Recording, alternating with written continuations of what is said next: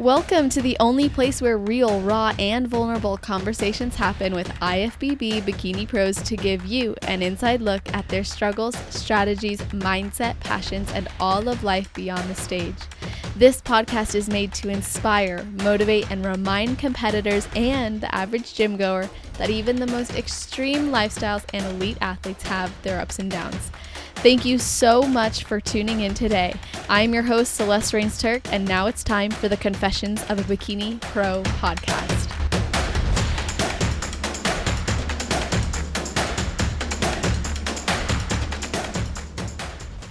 Today, we will be speaking with 30-year-old full-time registered nurse anesthesiologist who lives in Colorado with her husband and 3 dogs.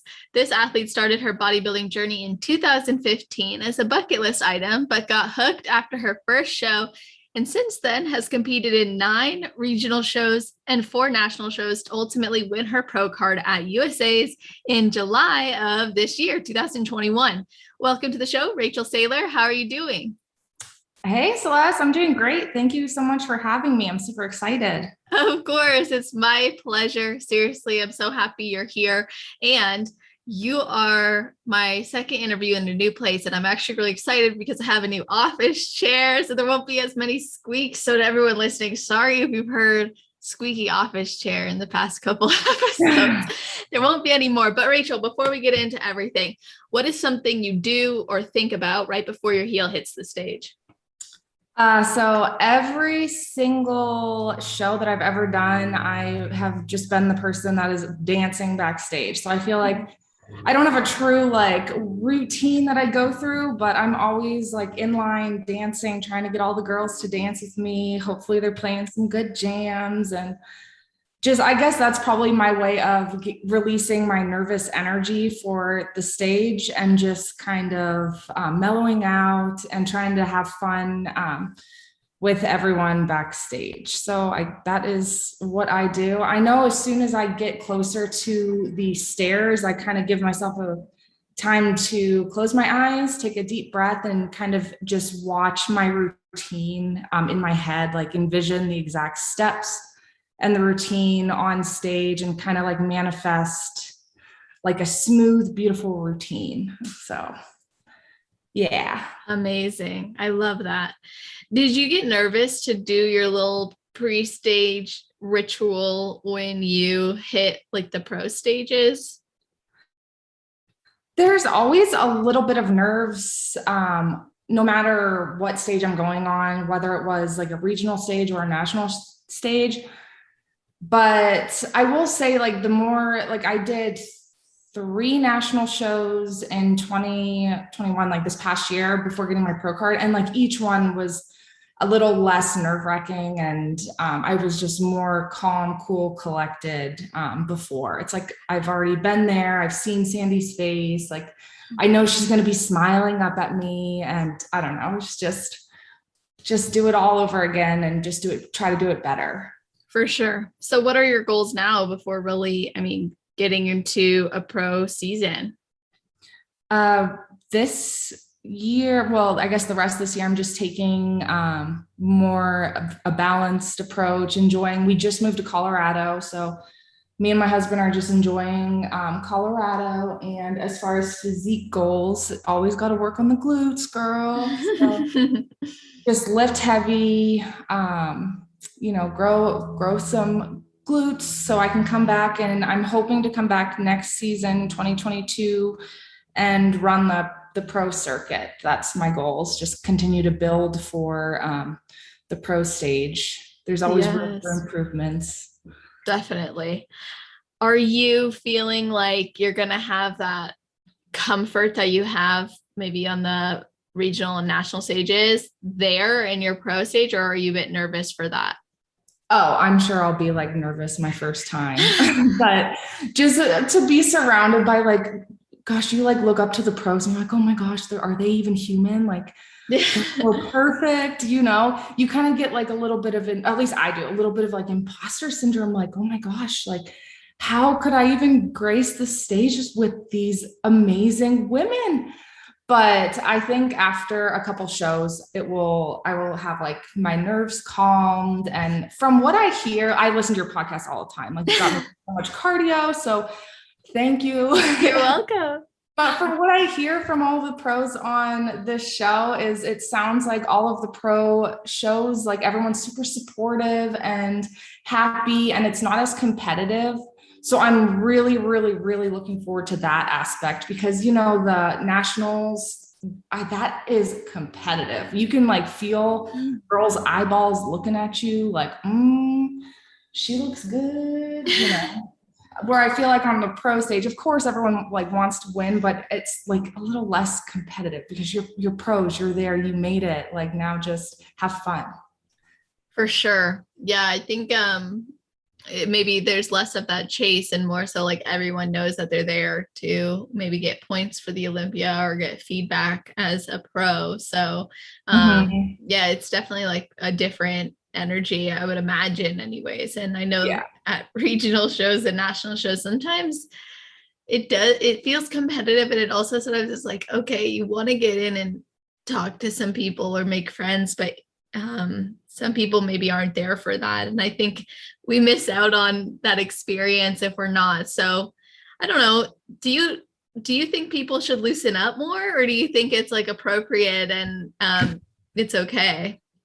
I think to each their own, honestly. I'm the one backstage that I try to talk to everyone I can. And I can like kind of read the room where if someone, is giving me funny looks because I'm dancing and trying to get people involved, I'm not going to push them. So to each their own. I know some people like to, just get in their own zone, in their own element before shows, so I don't think there's a right or wrong way. It's just how you feel the most comfortable prior to stepping on that stage.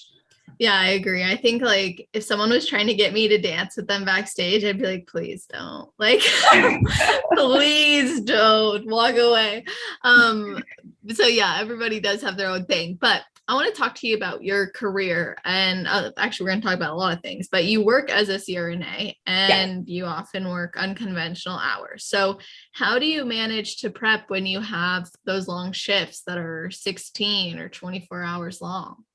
Yeah, so those are definitely draining and very difficult to manage, but it just comes down to like preparation and like absolutely meal prepping and kind of prepping my workouts around those times, because usually on my 16 and 24-hour shifts, well, especially the 24 hours, there's no way I can lift because those 24 hours are in hospital.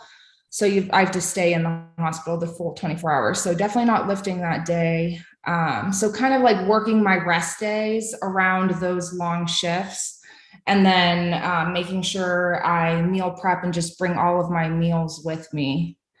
That's really what I found to be the most successful. When you have a 24-hour shift, do you get like a day off and then do you do it again, or how does it work? Yeah, you'll definitely have the following day off as like a post-call day. Usually what we did was it would be like split, like you would do a 16-hour shift on a Sunday, and then on the Tuesday you would do a 24-hour shift, and then you would be off until like next Monday, the following Monday. So there is benefits to doing those long shifts. Once you're done with your 40 hours, you're done for the week. So then you have more days off, which is nice. But I honestly am the type of person that I would rather be in the hospital more for less, if that makes sense. Yeah, it does. I would rather do like 4 10-hour shifts. I am completely a morning person. I function so much better in the morning. Come like after 3 or 4 p.m., I'm like useless. So that's so funny. So how do you prioritize your sleep then and your schedule if you're mostly a morning person? I usually, like even today's Sunday, I was still up at like 4:45, 5 a.m. So that's just like every day I'm kind of up early, and that means I go to bed early. So usually I'm a grandma and I'm in bed by like 8:30. That's awesome. Yeah, I tend to wake up early myself, but then I don't always go to bed early, which I need to work on personally to prioritize that. But I think it's cool that no matter what the day is, you have a consistent routine. And I was actually curious if you keep the same schedule for yourself in prep as you do in improvement season, especially when those maybe cardio times change as far as how much you have to do. Yeah. I mean, I still wake up early. I'm still up, but definitely during prep, girl, I was getting up. My alarm was like 3:15, 3:30. Yeah. So now off season, I have much less cardio to do. So I'm usually waking up like at 4 in the morning before work, and then like 5 on days off. So much, I mean, I don't want to say much later, but gosh, the 3 on the clock and the 4 on the clock makes a big difference, it feels like. Oh my gosh, it does, for real. Like I used to have, when I used to train at a gym, I would wake up really early because it was a bit of a drive for me, and I would have client at 5. So like I'd always want to be there by like 4:45. And then I'm like doing my check-ins at 3 so I can get to the gym to do fasted cardio by like 3:45, and then eat my meal before my client comes. It was a commitment, but I feel like you don't notice that. I don't know. I feel like it becomes worth it in prep. Like you don't even notice because you were just so committed to the goal anyways that you're like, well, this is what I have to do to get it in. And you almost get excited about it. Oh, 100%. Every single day of prep, I woke up like so excited. Like I actually like would go to bed excited to wake up. Yeah. Just get to start it all over again. I don't know. And starting your day with or at least my day with a workout, always like just put it like right at the very top. Like it is, I don't know. I just love working out. I love lifting. And then like just feeling like I'm that much closer to my goal of like getting on stage. Like, oh, I just finished like that workout. I'm one more workout closer to my goal. I was just always so excited to just get it right out of the way, done. And I just felt more energized and awake for work. It's like a win-win. Yeah, definitely. And you became a CRNA in 2019, right? Correct. Yeah. So has it been everything you hoped it would be? Has it been surprising? Oh my gosh, it is amazing. I love my job. I love what I do. I knew I wanted to do this job since high school. So Wow. to finally achieve the goal was absolutely a dream. I had, you have to be a registered nurse in the ICU for a couple years and, go through a really, really vigorous, first you have to be accepted to a very, very competitive master's program and then go through that program. And so it feels, I mean, sometimes I like pinch myself. I'm like, I'm really here. Oh my gosh, I did it. But yeah, it's so awesome. That is amazing. So that process looks like you going from high school to you going to college to you getting your bachelor's and then getting your master's and then what, clinicals?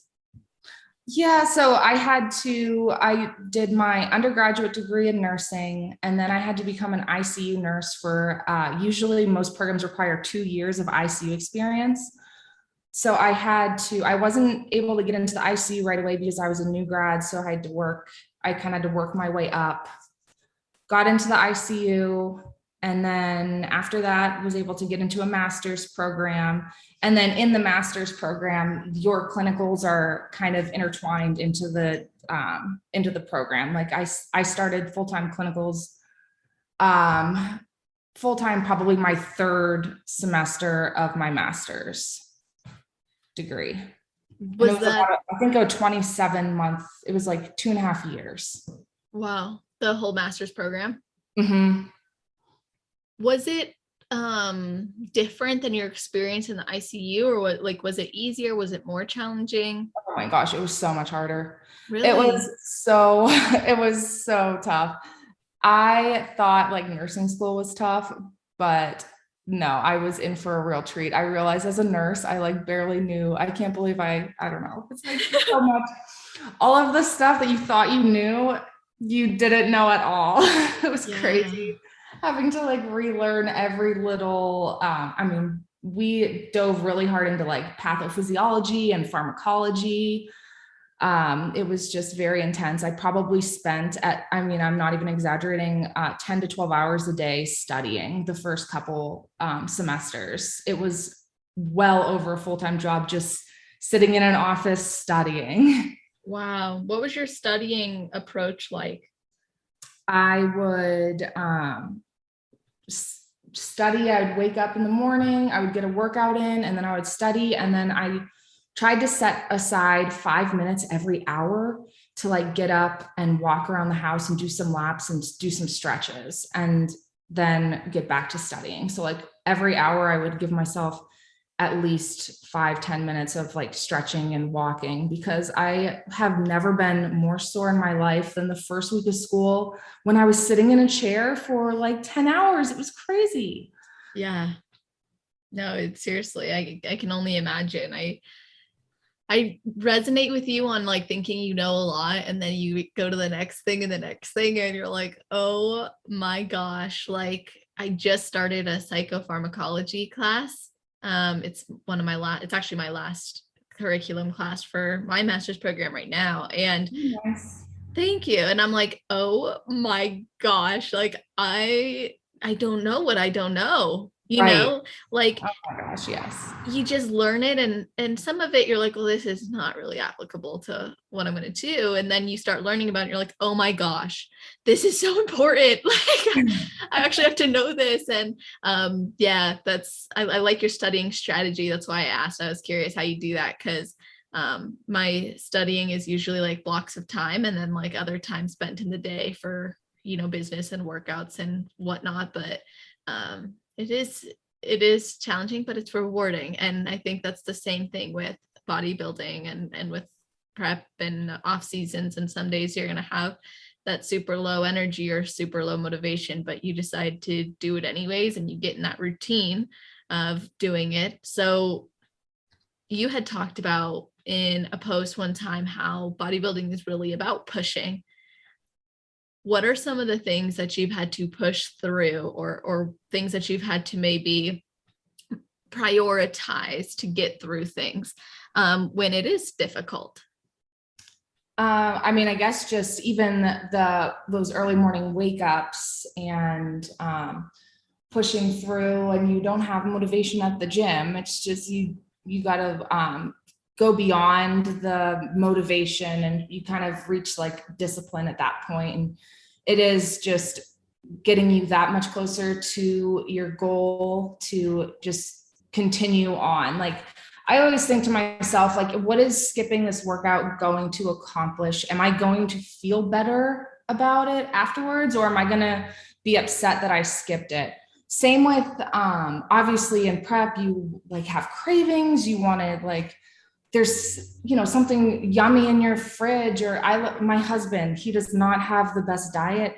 He loves pizza and ice cream and chips and all of that stuff. So I'm the grocery shopper. I'll buy it for him. It's not that big of a deal to have it in the house because that's what he eats. But if it's sitting in there, like the one day I bought him a carrot cake, and that I don't even know why, because that is my weakness. Carrot cake is the most underrated dessert ever. So Love good. it. Anyway, wanted to just have carrot cake. I'm like, gosh, what is it going to hurt? What's one slice of carrot cake? Is it going to ruin my whole prep? But then I just kind of like think to myself, like, how will I feel after? Is it going to make me feel like upset, or is it going to make me feel like, I shouldn't have done that? Like, is it, at the end of the day, like that's not worth it to me. I would rather just stick to what I'm doing, push through the cravings, and know that I gave that prep everything. And I'm going to go on a tangent. It's not to say that I've never cheated on my diet, because I'm human. I feel like anyone that says they've never cheated on their diet on prep, I don't know. I feel like they're lying. Yeah, I guess it depends how you define like cheating on your diet, right? Because like to one person that could mean like having ketchup, and to another person that could mean having a slice of carrot cake. I guess so, yeah. But it's not that I've been 100% perfect all the time, but I would say 99% of the time on prep, I'm like right on plan. And it's a little easier for me being on macros. My coach, Paul Revelia with Team Pro Physique, I know you know him. You've interviewed him. You've interviewed a bunch of his pros. He is a very flexible, he has a very flexible approach that allows me to kind of make my own meal plan with my macros. So it does help with, I feel like I don't have a bad relationship with food at all. I don't have a whole lot of cravings. And I feel like I'm so off topic. I'm so sorry. No, oh my gosh, no. Like I said before we recorded, like take this however you want, because I love that. I think that's the best part of this, when the podcasts go on tangents, I love it. So I'm glad that you went that way, because it brings me to a question that I hadn't had prepared, but I am curious about. Was Paul, or is Paul, your first coach since prepping yourself? Yes. Okay. Yeah, so I prepped myself I prepped myself 2015, 2016, and then the start of 2019. Wow. So you prepped yourself more than you've had a coach. Yeah. That's crazy. So what's the difference do you notice in how you assessed for progress, or how you changed your protocol versus how he does it? I guess I never was 100% sure. So having him as a coach, I don't even question anything he tells me to do, or I don't question any changes. But when I was my own coach, I was like, ooh, should I be having less like carbs? Should I be doing more cardio? Am I going to be ready? Is this, am I, do I have a look? I don't even know. Like I was always kind of questioning like what I was doing, but I mean, it ended up working for the most part. I had a lot of fun doing it. I didn't know a darn thing about what I was doing. To look back, it is comical, because I went to these shows in 2015 and I didn't even know what call outs were. I had no idea. I didn't know. Moving around on stage, every single time I went to finals, it was a surprise. Like I didn't know being in the center was like a good thing. Every single show was a complete surprise at finals. It was kind of like, it was so much fun being that naive, but yeah, I have no idea. Ignorance is bliss. Yeah. I somehow even ended up at the Arnold Amateur placing top 5. I don't even know how. Looking back at that, I'm like, holy crap, that was a huge international show. Yeah.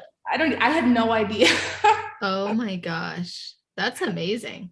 It was fun. It was fun. And it was fun. My husband, he does Olympic weightlifting competitively. And so he was competing at the Arnold for Olympic weightlifting. And we were on separate days. So we were able to watch each other. It was a good time. That's awesome. Yeah. Does he still do that? No, not so much. He does it for fun, but he's not competitive.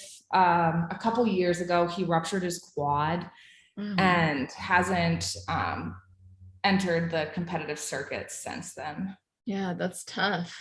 Yeah. So you and he share similar lifestyles in the sense of you're both very active and adventurous, and you both compete at some level, and he used to. Yeah. But you guys do a lot together, which is awesome. And I think I remember reading that you guys had been apart for a bit, like long distance. So what was going on? I think that was in 2019. Yeah. So we were living in Florida at the time, and I was in school, and he had lost his job there. And my school, like anesthesia school, you're not allowed to work. You like actually sign a contract saying you will not work, because it's just that intense. You're spending, like I said, it's like full-time studying, but then you also have 40 hours a week of clinicals to do. So long story short, him losing his job, us having a mortgage, not going to work. So at that point, we were just kind of like in a panic, and I just told him to start applying anywhere, like anywhere and everywhere. And he ended up getting a job in Pittsburgh, Pennsylvania. So he took that while I was still finishing up my master's degree in Florida. He he started that in January of 2019, and I didn't finish school until December 2019. So it was about a whole year of us living apart and doing kind of back and forth, like maybe long weekends here and there. Like we'd really try to see each other once a month. But yeah, it was really tough. And honestly, that is the entire reason I ended up prepping that year. So 2019, I was in school. I was at a really low point in my life. I felt like I had no control over anything. I guess that's just kind of how you feel as a student in these crazy programs. But him being gone, I just decided to do a bodybuilding prep, and I started prepping myself, and I did the Tampa Pro, and I was in the overall with Daraja Hill. Yeah. And that is when, like, after that show, I had already followed Paul on, like, I was watching his YouTubes on when I was doing cardio, trying to, like, because I'm prepping myself, he had all of this, he's a wealth of knowledge. And that was when I was like, you know what, I want to try for nationals. And if I need to, if I am going to go to nationals, I need someone that knows what they're doing. I need a coach. So I reached out to him, and he took me on pretty much immediately. So it was really cool. Yeah, but my husband and I being apart that was the only reason why I ended up prepping that year, because I just felt so alone, and it just passed the time, Definitely. And you probably had you were limited in time with the requirements of your school, but you also probably had some time where you would have been thinking a lot, and it was nice to then channel that energy to prepping. Yeah, exactly. So when did you start to learn or realize that you were a good competitor and a competitor who could compete for a pro card and join the IFBB Pro League, since you started out not being aware of those things? Probably that 2019 season, because I did those shows in 2015 and 2016, just some regional shows, and then that the Arnold Amateur. And I had no idea what a pro card was. I had no idea. So I didn't even consider, I didn't even know what nationals was. So I can't even tell you that I didn't consider it, because I didn't even know about it. At those points, I was just competing just for fun, just for personal development, just because I really, really enjoyed it. So it wasn't until like 2019, I think competing started to gain a little popularity, a little more. Mm-hmm. So I started hearing more about people, going to nationals and becoming pros. And I started to follow a lot more pros. And so like that was the season where I was like, yeah, I'm going to give this a try. I want to go to nationals and see where I stack up. I really didn't have any expectations of like going pro that year. It was just like, let's see where I stack up. Like, let's give this a run. That's amazing. And then you ended up being a strong competitor, continuously, I should say, because you already were really strong. I mean, having a top 5 placing at the Arnold Amateur a year after starting competing is pretty amazing. So what do you think makes you a strong competitor? I think it's just like my drive and my passion. Like, I refuse to give up on like goals I have. And that's just how I've always been. Like I was telling you, since high school, I had a dream to become a CRNA. I just went after that goal, and I did everything I could to do that.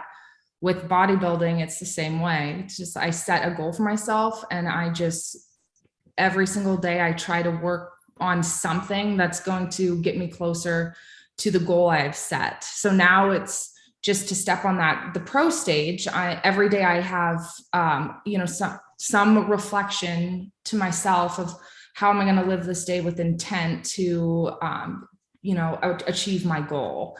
And usually for me now, it's in the gym, going through workouts. Every single workout I do is with intent. Like, this is going to provide me with a better physique for my pro debut. So I just think it's, yeah, that determination, that drive, and that passion that really sets me apart. Yeah, for sure. And I want to point out two questions that you ask yourself because they've now been brought up. So I want to point it out. So it's something that maybe listeners take home with them. But you ask yourself, like, what's the consequence of the action? As you were saying earlier, like, is it, how am I going to feel after it? So, like, what's the consequence of the action I'm about to take? And then what's my intention for the day? Is it really going to move me forward? Can I be intentional with the day and moving towards my goals? And I just think those two things are really powerful. And part of being a competitor, we have to be able to focus on all areas of growth, whether that's mental, physical, or emotional, or spiritual even. So how do you do that through every season? How do I do what? Just focus on growth all those areas of growth. I don't know. I just take it one day at a time, and every day I just try to be just a little bit better. Like I said, I am doing more of a balanced approach right now, just to enjoy, our new state of Colorado, and like my husband and I can go on date night. So now I'm, I'm still doing my macro approach. But if and Paul does give me like 2 like untracked meals, so I make a point to have a nice date night twice a week with my husband, to like just that being together with him is very important to me for our of relationship growth. So there's that, and then just showing up at the gym and going through each workout with intent, that is going to allow me that physical growth. And I don't really know if I'm like just going on a tangent here, but no, I like it. Yeah, it's just, I guess, living every day with intent, even if it's a rest day, just being intentful to like just rest, like give myself the sometimes I'm just like go, but when it's a rest day, I'm like, Rachel, just relax. It's a day of rest and recovery is also very, very important in physique building and bodybuilding. So just living every day with intent.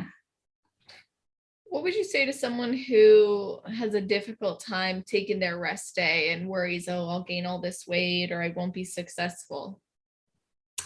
I guess that your body needs the rest. You're just constantly breaking your body down with working out all the time, that you're not giving your muscle fibers any chance to rebuild and recover. I know I am 100%. I can be on that side of things during prep where I'm always like, go, no rest. But I have to remind myself that it is very important. And, especially if you're noticing like you're at a plateau in your weight and your weight just keeps going up, it could be inflammation, and all you need is a good rest day or 2. For sure. No, I think that's an important point you just made. Like honoring what your body actually needs is part of the process in achieving your goals, and being willing to do that's important. And you just mentioned as well that right now you're taking more of a balanced approach. And I'm curious what like a balanced approach, you said that's 2 untracked meals a week and following your macros. Does it involve anything else? Like, does your training change? Are you just kind of going with the flow? Are you being intuitive as well? Yeah, definitely being more intuitive and cutting myself slack if I, like yesterday, my husband and I did this hike instead of me going to the gym and doing cardio and lifting, which in prep, I'd be like, oh my gosh, I can't do that. Like, I need to be very like, I don't know. I gotta do my cardio, gotta do my lifts, but off season, I can, justify going out, having fun, enjoying the world. Like, I don't know, just giving myself more slack. And if I do feel like my body needs a rest day, 100% taking the rest day and going out and being more flexible at restaurants. Like, I can still go out and have food at restaurants and kind of order what I want. And I just kind of guesstimate into my fitness pal. Like, I'm not worried about it being 100%, as long as it's just like, if I guesstimate and, you know, put it in there.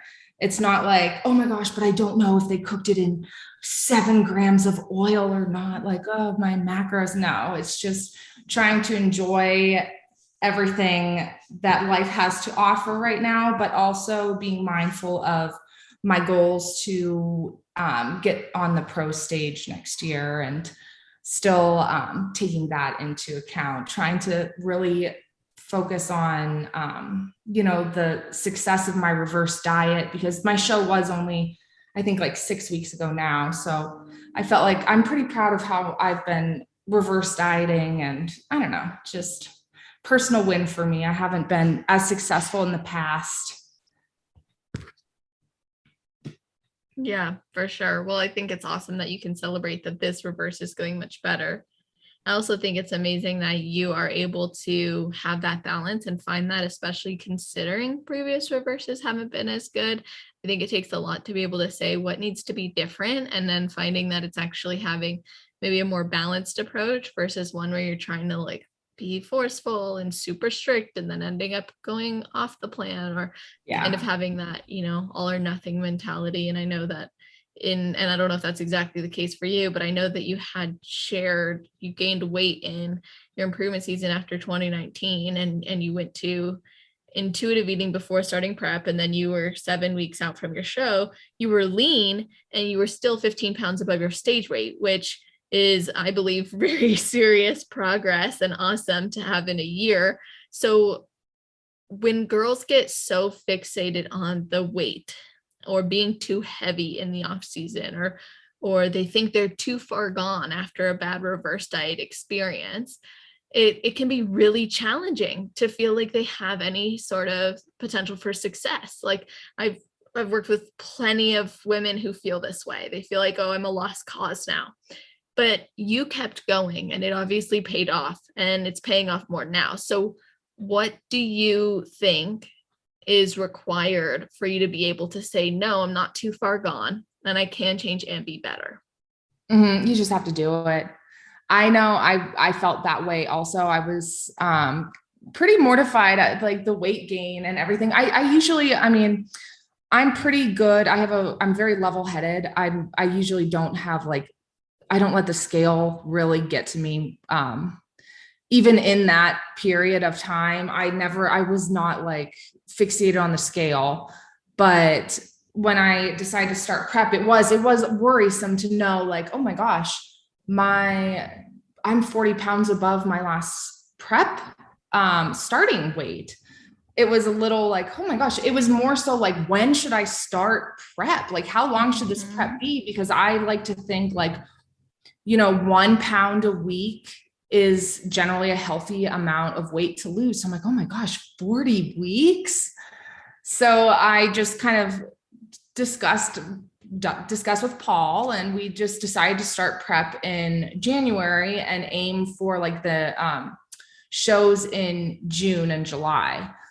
So I don't know, long story short, we started prepping, and the weight just kind of came off. It was not bad. And I ended up being ready a little earlier than we thought. And we just jumped into the Pittsburgh Pro Amateur show I think it was in May or April. It might have been the end of April. I don't even remember now, but just jumped into that. And Paul saw me because he came to that show and was like, oh my gosh, you have gained so much muscle. And I was still like you said, I was like 15 pounds heavier than where I was in the previous prep, but I was lean enough to jump on stage. He was like, wow, I had no idea. Like, you really put on muscle. So I guess what I'm trying to say is, yeah, you gain weight, but if you gain weight the right way and you're, you know, going to the gym with intent, you can be putting on the muscle that is required for you to succeed in your next season. That's exactly what an improvement season is for you to build muscle. So utilizing the surplus of calories and utilizing your workouts to just push heavy weights, you know, do heavy compound movements, yeah, you can put on some serious muscle if you really, really put your mind to it. And that's what that showed me. I had no idea, you just think when you think about your stage weight, you're like, okay, that's the number I should be aiming for. When in reality, I was, I put on so much muscle in that improvement season or that time off that wasn't the number we were really shooting for. For sure. And I'm sorry if there's noise in the background. The garbage guy just came, but I really appreciate everything you just said because it shines light on a very important topic, which is to not fixate so much on the scale and instead to focus on the execution and the progress that you're making. But you had some moments of like judgment or feeling like, oh my gosh, I didn't stick to my reverse diet, but it ended up being okay. And you were 40 pounds up when you started. And to be honest, Rachel, I'm in that same place, which I don't mind it. Like, I'm like, well, this is good. I'm growing. And I talked to my coach throughout the whole season, off season. And he's been like, just keep going. Like, do not focus on the weight or discomfort. He's like, you got to just push because you need to grow, and it's like, if we fixate so much on the timeline or how many weeks is it going to take us, I think we really lose a lot of the joy that we get from prepping and from this sport. Like, you started this and it was so joyous for you. Like, it was that whole blissful ignorance and it's still really enjoyable and it's proven to be beneficial for you regardless of how that reverse diet went. Like, obviously you made progress. So when you are in an improvement season now, are you trying to stay within a certain amount of weight, or are you just focused on the execution of your macros, your balance, making sure it's sustainable and your weightlifting? Yeah, I think I'm just, I'm not fixated on a number on the scale. I mean, I'm checking in with Paul every week. My definition of a successful reverse is just staying with the macros he's been giving me, feeling good. That's probably my most important, is like how I'm feeling, having energy, feeling good workouts, actually getting a pump at the gym. It's awesome. So like those things are, and not being food focused. Like, I know before, like when I had the quote unquote unsuccessful reverse, I was just constantly food focused. I was like, even after I would eat, I would be starving. So I would try to stick to my macros, but I would eat and I would be like starving. So then I would just want more, like go get seconds and thirds. But now I feel like I am not food focused at all. I'm not like, I just feel like a normal human. I don't know if that like even makes sense, but it's just like I eat and then I go on with my day. And sometimes like with prep, it's just like you're looking at the clock, like, okay, so it's 1 o'clock. I can have my next meal at 3, and then my meal after that at 5, Exactly. Here, it's just, I have my meals in my Fitness Pal, and then when I get hungry, I eat them. I don't know. It's just been so much nicer. Totally. I love that. Like, I love the contrast between preps and improvement seasons, because even though we want to make them like a similar lifestyle, I do think there's that contrast in how it's done and how we think about it. Like you said, I have my meals in my Fitness Pal and I know what I need to eat throughout the day, but I eat it when I want to eat it. And I listen to my hunger cues and fullness cues, and I try to time it, well, run my workouts and all that still. But in prep, you're right. It's very much like, okay, breakfast is going to be at this time, and then I can have this meal. And if I need to combine these two because of this situation or work or whatever it might be, it's like, oh my God, like it really is, your life revolves around your fuel and your workouts, because that's what's really required to get on stage. And that mental aspect is obviously really important and it plays into that. But I like how you're capitalizing on your improvement season to like find and do what's best for you. And it sounds like this is something that's sustainable long term, which would likely set you up for greater success in the future. Mm-hmm. I think so. Yeah, for sure. That's amazing. So you had brought up earlier how in improvement season, you get to be your adventurous self and do more things like the hiking and exploring the world and traveling and all that. Have you ever felt like prep has held you back from that? Like, have you ever felt like the FOMO of not being able to do it because of prep? Oh my gosh, yes, 100%. So I had, with my job, we need to put in our weeks of PTO, like, oh my gosh, so far in advance, like a year in advance. It's crazy. So I put in, weeks of PTO for vacations in, the summer, this past year. And we were planning on like doing Yellowstone and the Grand Tetons and camping and hiking and all of that. And I mean, I couldn't do it because somehow it turned out that those were show weekends. So it kind of like was crazy how that worked out. Literally both weeks I took PTO were show weekends. But I mean, I couldn't even imagine trying to like hike and camp with like my exact foods. Like I'm really good at traveling and making it work, but not like hiking up a mountain and like bringing all my meals and like camping and trying to like heat it up over a fire. And like, let alone my husband and I went like on an easy hike during prep this past year when we were looking at houses in Colorado. And I mean, I was so just tired and like winded. And I mean, I can get through cardio, but gosh, I felt every step of that hike. I was like, this is hard. I couldn't even imagine doing that on prep. So long story short, yeah, there's less traveling and adventure on prep because I feel like I would need, I don't know. It's just, yeah. I can't even imagine. It's just a whole different lifestyle. It's like consuming. It is for sure. And people need to know this too. Like, I think as competitors, we don't always play it off to be as all consuming as it is because we really enjoy it. Like it's really great. Which I think then sometimes like glamorize it and not in a bad way. It just glamorizes the lifestyle. And then there are times where it is extremely challenging and it does require everything from you. And then like, I know I'd be running miles and miles a day. And then someone would want to go on a walk with me. And I'd be like, no, I can't. Like, I literally can't do that. And then like, what do you mean? Like you're running. It's like, I just can't, because your energy is so sacred in prep. It's like but that's us actually, I'm going to go on a tangent myself. Like that's actually a point to anything on prep that's scarce. We then fixate on trying to control. Usually that's something like food or energy or sleep or whatever it might be, but that's tends to be why we fixate on those things because it seems like a rare commodity, right? Like it's like, oh, this is so important to me, and it's scarce.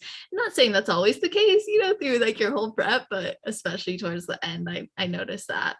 Mm-hmm. Oh yeah, for sure. And like I love to stick to like my routine in prep, and so like the thought of like going on a vacation and like not being able to I like to wake up and like get on my treadmill and do some steps while I drink my coffee and like then go work out. Like I have a very routine, and like the thought of like, I don't know, it's just like you get into your little comfort zone of prep. And if you think about breaking your routine, you're like, oh my gosh, I don't know what I'm going to do. I don't know how I'm going to function.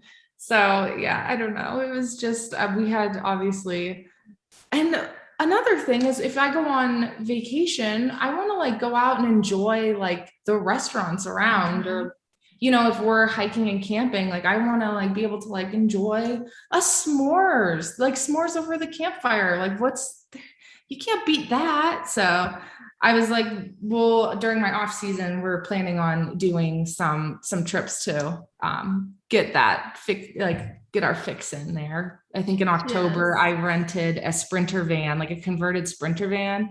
And we're going to go to like Telluride and Utah and do some camping, take our dogs.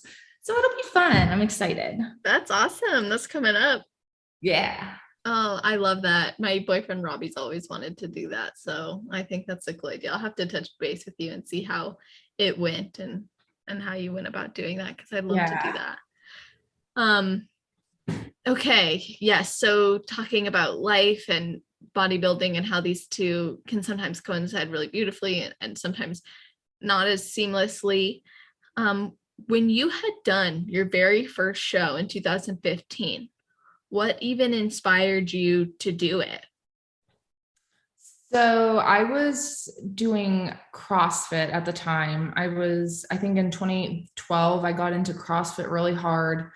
And I was at a CrossFit gym, and a couple of the members did a physique show.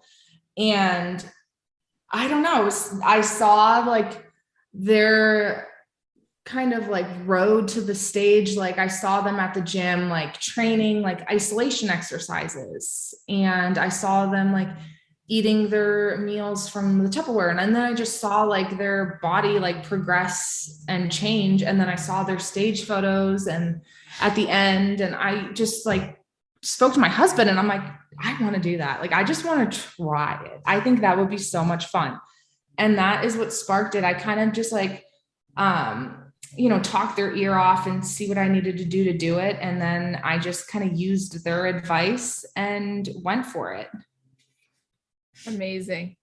I love how you saw that lifestyle and you were like, I want to do that. It wasn't like, oh, that's what I should do and I need to do that in order to like myself better. Like you were already living the lifestyle, and even though it wasn't exactly like bodybuilding, it was similar, and you just heightened your experience as an athlete. Yeah, definitely. Had you been an athlete before getting into this and getting into CrossFit? High school I was, but college I will 100% admit that I was very lazy. Well, I guess in a physical fitness standpoint, lazy, but I was a goal getter in terms of I was working 3 jobs while in undergrad, and I just never made a gym a priority. I didn't really, I don't know. I guess my volleyball in high school, for whatever reason, like put a bad taste in my mouth. And I kind of was like, forget it. I hate exercise. Exercise is stupid. Yeah. And so I just focused on working and making money because I knew I wanted to go to CRNA school, and I knew you weren't going to be able to work during CRNA school. So I was already thinking like 7 years in advance and trying to just make as much money in undergrad as I possibly could to save, instead of going to the gym and working out. And it wasn't until my senior year, maybe like the end of my senior year of undergrad, that one of my obviously now ex-boyfriends, but he was like, I was seeing this guy at the time and he called me thick. And for whatever reason, I was like, oh, hell no. You call me thick. He tried to mean it as a compliment, but I was like, forget that. The next day I signed up for a CrossFit class, and the rest is history. I've been weightlifting ever since. Wow. Was he an ex at the time he said that? No, oh no. I was seeing him. He was ex shortly after that, but yeah, he thought it was a compliment, but it was not a compliment. For you were like, oh no, this is. Oh no. Yeah, so that inspired me to, for whatever reason, try CrossFit, which I did love for years. It was a good motivator to lift heavy and work out and, just cardio. And it was a good time, but I'm over that lifestyle and I just prefer my bodybuilding. Yeah, definitely. Well, you found something that you like more. Yes. Okay, so there was really one other topic that I wanted to discuss with you, which was how you were moving during peak week, and you had moved the year prior as well. So can you tell us more about your move during peak week, and then just how moving has impacted or changed the way you had to approach things? Oh, yes. So my husband and I knew we were moving to Colorado this year. Like that was not a surprise. We decided to move to Colorado because we absolutely love it here. And my husband got an amazing opportunity with his job to transfer. So we knew in end of July, early August, we were going to be moving to Colorado. So I planned out my national shows around that. So we did like Universe and had no intention on doing USA's because USA's is the week we're moving. So I went to Universe and I got third place, and I was super happy with that. And I was like, I mean, I was on cloud nine. Every national show, I just kind of moved up in the first call outs. And so third place, I was super pumped with that. I was just one spot away from like the pro card. And I was kind of talking to Paul, like, oh my gosh, like maybe we could like try for North Americans. And so Paul and I were, maybe gonna reverse into like doing North Americans and all that. And my husband stops me and he's like, why aren't you going to USA's? Like it's in like, I think it was like 2.5 or 3 weeks after Universe. And I was like, what do you mean? He's like, Rachel, you are right there. You need to go to USA's and you need to like, those judges are going to love you. Like you have moved up every single time. He's like, you have to just go for this is your goal, babe. This is your goal. And he just kept like pushing me and like love him for that. But so yeah, I talked to Paul and he's like, you know what? I love your husband. Let's do it. So awesome. We decided that we are going to do USA's. And so I had to just be very, very mindful and I prepped and knew it was coming. So Paul and I made like a peak week plan and everything. And we had my rest day on the day that we're moving across country with the dogs. And I ordered Icon meals and had my Icon meals and my macros. And I had those on the drive to the, to Colorado. And I had this little, I got it on Amazon and it like heats your food up in the car. It was amazing. I had warm meals in the car. What a luxury on prep, like warm Tupperware meals. What? For real.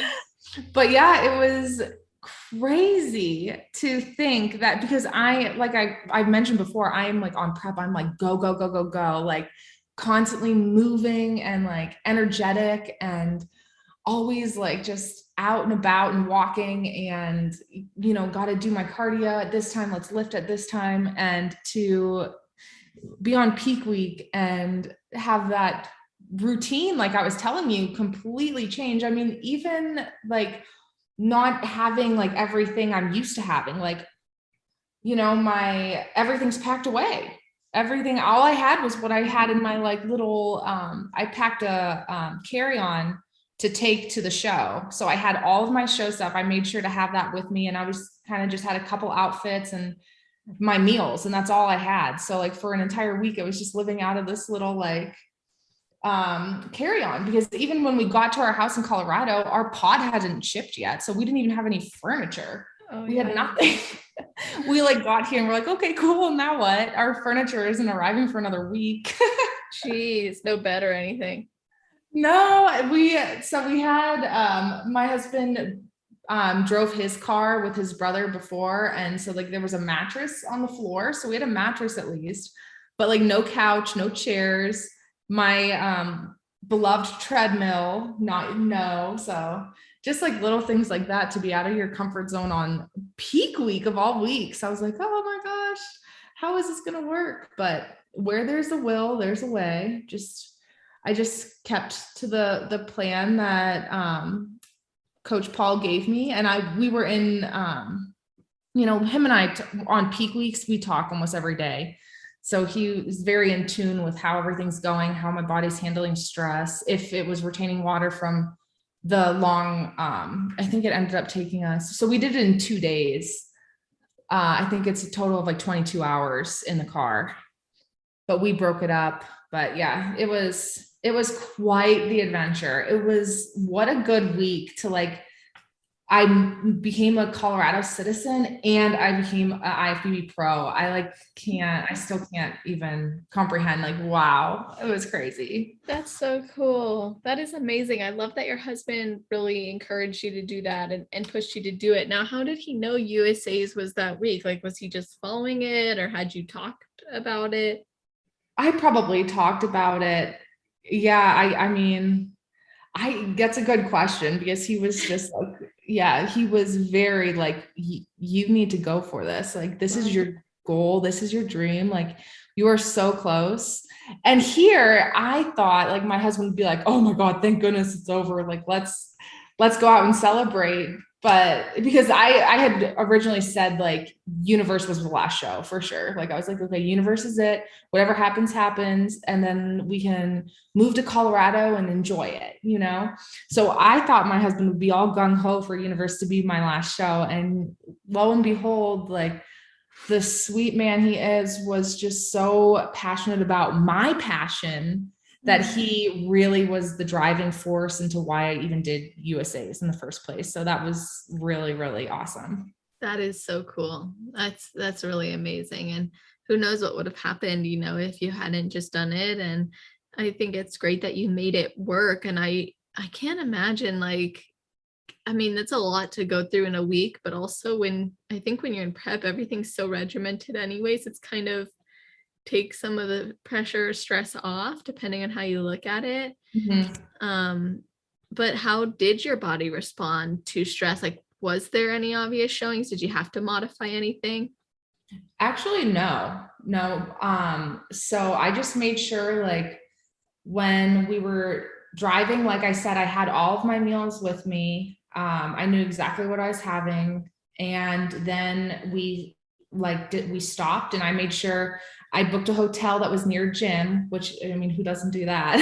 Yeah, of course. So I woke up really early the next morning and I went and did my cardio and lifted, and then got ready, had my all my meals packed for that day, and we drove another like 12 hours that day.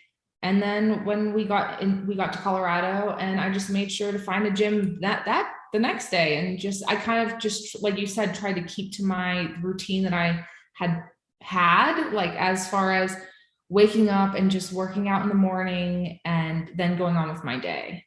So, but yeah, other than that, no, my body really responded well. I didn't like hold water. Like I know my coach was a little worried about, no issues with that. That's awesome.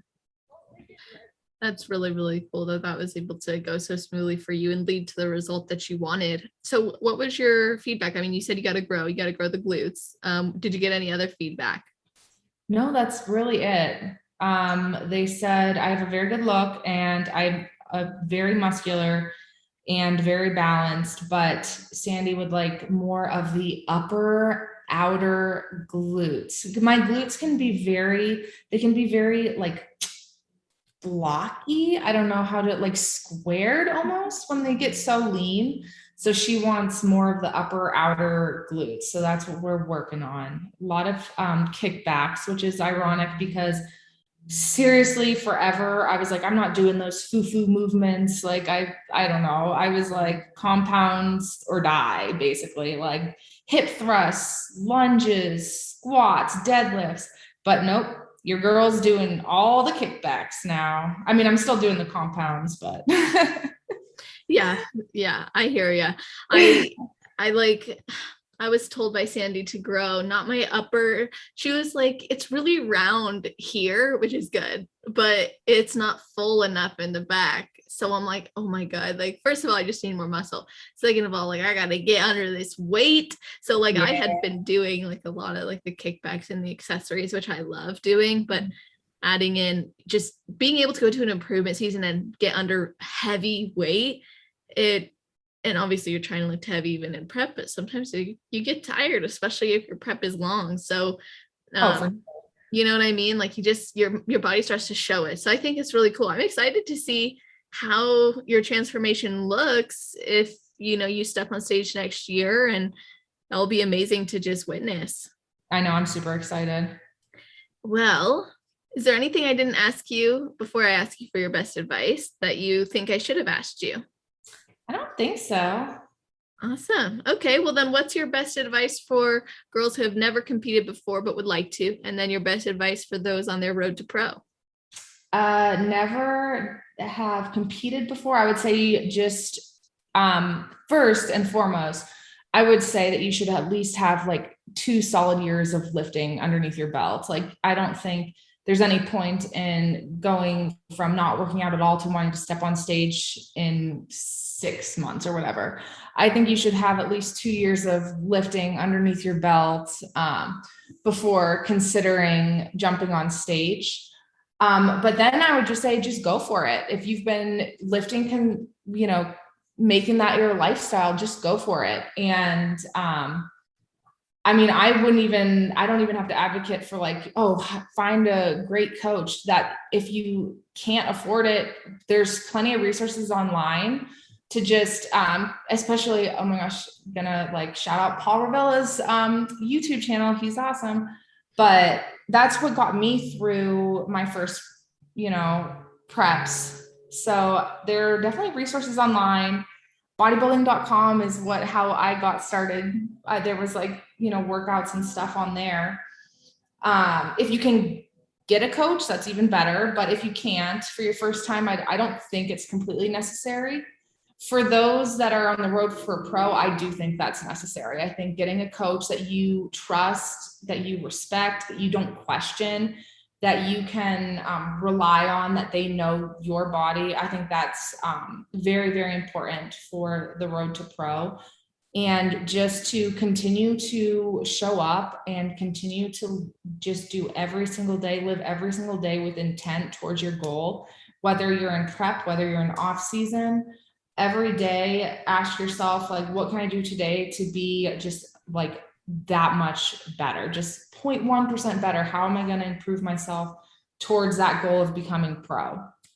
So that would be my my recommendations for both of those. Hopefully that answers it. Yeah, beautiful, beautiful advice. Thank you so much for that. And I want people to be able to follow along your journey and also reach out to you for maybe more support or insights, or at least just learn from you continuously. So where can they connect with you?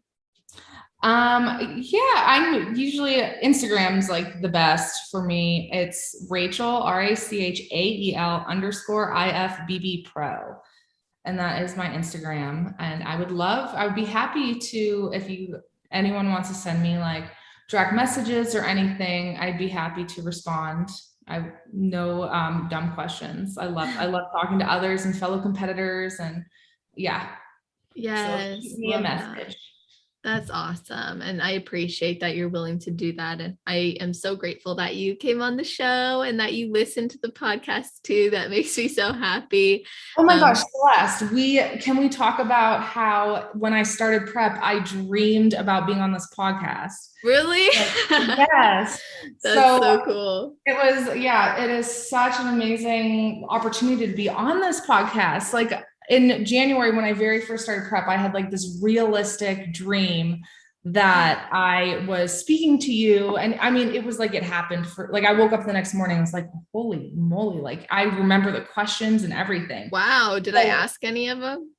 You were just asking like, so how did you become pro and what did you do? And I mean, it was just very, I use that as like motivation for sure. Like throughout my prep, when things got hard, like, you're going to be on Celeste's podcast. Like, that's so cool. So oh my crazy. Gosh. Wow. Yeah, so to be here, like, thank you so much for having me. You my dream became fruition. Like, yes. Here we are, and what an awesome time I had, and hopefully you as well. Hopefully it lived up to your expectations.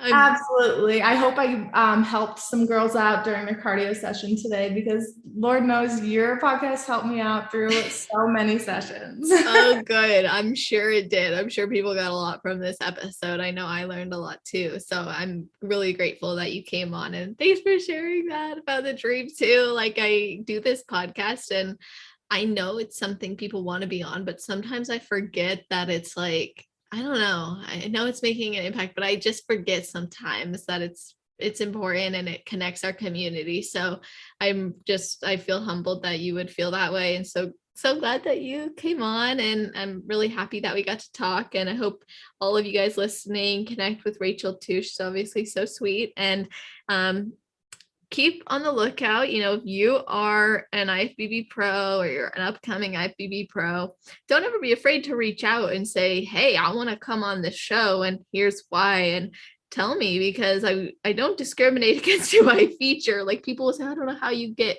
people on the show. There's no requirement as long as you're a good person, really. I mean, and that's pretty much, could argue everybody's a good person in some regard. So I'd love to have you guys on, and thank you all for listening. I really appreciate it, and hope you have an amazing rest of your day, night, or morning, wherever you're on the world where you're listening to this episode.